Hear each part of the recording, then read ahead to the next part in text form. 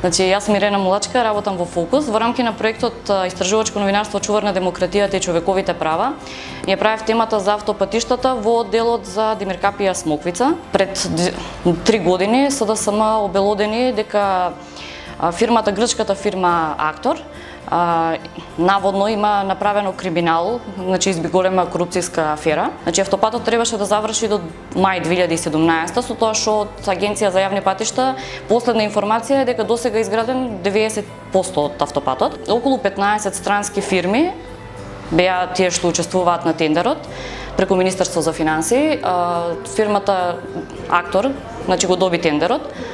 Преку таа фирма, значи со самото тоа беше една од поскапите, мислам еден од најскапите тендери, со тоа што само 1 километар автопат кошташе 9,1 милион евра.